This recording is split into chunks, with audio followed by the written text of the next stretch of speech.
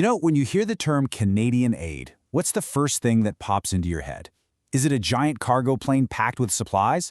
Or maybe a big ceremonial check being handed over? Well, the real story is this incredibly complex and honestly fascinating process. Today, we're going to follow that journey, right from a policy decision in an office all the way down to a pallet of goods on the ground. Okay, so picture this. A crisis hits somewhere on the other side of the planet. We all see the headlines, right?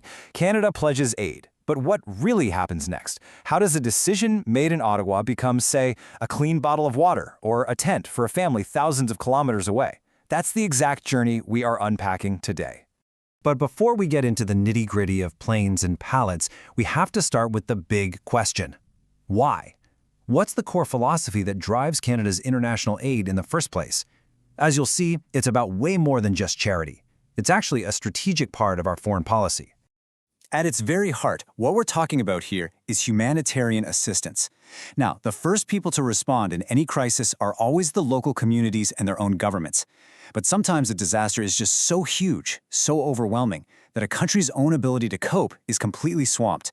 That's when this international system kicks in, and Canada steps up to provide help based on the most urgent needs. Now, this is absolutely crucial. Canada's aid isn't just handed out at random. It's all guided by a very specific framework. The Feminist International Assistance Policy, or a FIAP, and the core idea is actually pretty simple, but it's incredibly powerful. Because women and girls are often hit the hardest by poverty and crisis, focusing on gender equality is the single most effective way to lift up entire communities. So whether the goal is building peace, fighting climate change, or growing economies, it's all done through this lens of empowering women and protecting human rights. Okay, so we've got the philosophy down, but as we all know, aid requires resources. So to really get a handle on the scale of Canada's commitment, well, we've got to follow the money.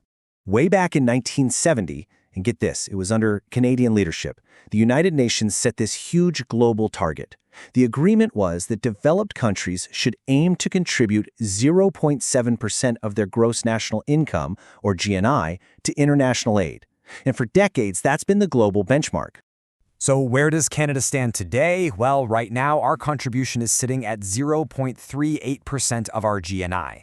To put that in perspective, that's like 38 cents for every $100 of our national income.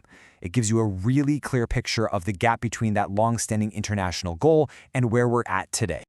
So, how does our spending compare to what other countries are doing? This chart really puts it into perspective. You've got countries like Norway and Germany who are actually meeting or even beating that 0.7% target. Canada, at 0.38%, is currently ranked 14th among major donor countries. It's just some really important context for understanding our role on the world stage. So how does all that money actually get turned into action on the ground?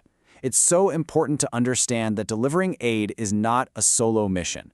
Canada doesn't just, show up with a truck. It's a massive, coordinated effort that relies on a whole global team of experienced partners.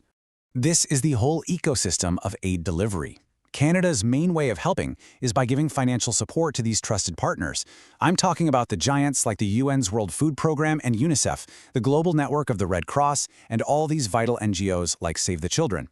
The thing is, these organizations are already on the ground. They have the local knowledge and they have the logistical expertise to get help where it's needed most and fast. All right, so we've covered the why, the how much, and the who. But what about the what? How does a policy decision actually turn into physical goods arriving in a disaster zone? And this is a really key distinction. Most of the time, Canada provides financial support.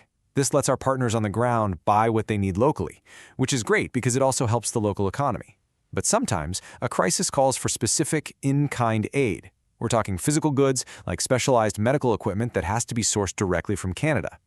And for those really complex jobs, a special government agency called the Canadian Commercial Corporation, or CCC, gets the call. I mean, the CCC has a pretty incredible history. It was actually created right after World War II to help rebuild Europe. But since then, its role has changed dramatically. Just look at these examples.